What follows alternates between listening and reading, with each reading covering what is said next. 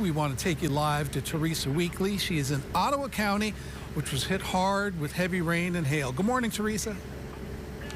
Yeah, good morning, George. I'm on Riley Street right now in a rural part of Hudsonville, just feeling the rain starting to come back down again as Consumers Energy crews work to get power back onto this area. And this stretch of Riley Street is closed between 32nd and 40th Avenues.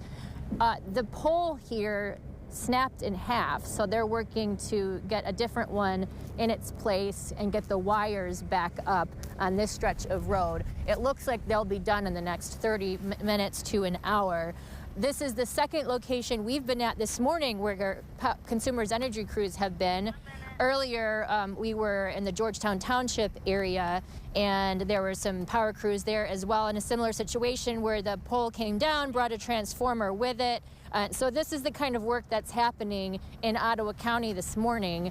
As far as the number of people, it's about 700 people between here and Byron Center that still don't have power. Statewide, the numbers have improved drastically, and it wasn't widespread, just these pockets of areas where they had enough wind to bring these poles down. I will say restoration times in this area of Ottawa County are mostly by 7 or 8 o'clock in the morning, but the power outage in Byron Center around 84th Street, that one has been pushed to 2 o'clock this afternoon, so people there won't have power for a good chunk of the day.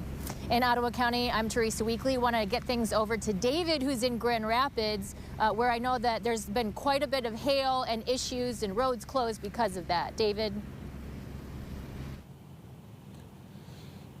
For real, Teresa, because here in the Creston neighborhood, we are along Diamond Avenue, just north of Spencer Street, towards Sweet Street, and we're kind of just west of Fuller for reference. This entire area is hail to the point that if you were to you would think that it snowed here, but when I step on it, I barely applied any weight to it. That is how much hail this storm gave last night. Matter of fact, also, all of this has kind of been pulled down here, and that's how much rain we got, how intense the storm was. And so we want to show you the video of what this looked like last night when all that rain was still knee-deep, waist-deep, and thus it choked the engines of these vehicles along Diamond Avenue here. Now we go over to Michigan and Diamond, just east of Medical Mile. That is where water levels were.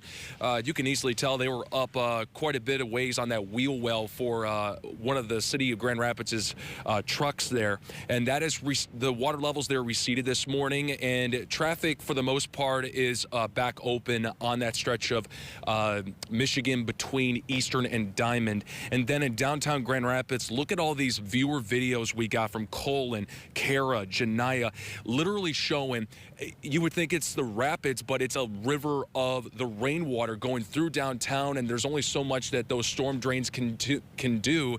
And now it's got to break finally, but all those first responders and dispatchers, tow truck drivers and utility workers, they got their work cut out for them the day after that storm came through.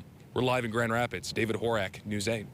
Thank you very much. We've received all kinds of video and photos of last night's hailstorm from all across West Michigan. This is video from Michael Ozust at Lexington and Fuller. A mix of hail and flooding there. The streets were filled with penny-sized hail, and the heavy rain created the scene that you see here. We also received a lot of photos of hail. This photo from Jennifer shows a large piece of hail measuring up to around 3 inches. This was in Jenison. That's the area where we got a lot of similar photos, many pieces measuring around 2 to 3 inches. Others reported quarter-sized hail as well, closer to Grand Rapids. Others took advantage of the rising water. Elijah sent this kayaking video to us from his Jenison neighborhood. We have a photo gallery right now on woodtv.com. You can send in your photos or videos from last night as well. Just go to woodtv.com/reported.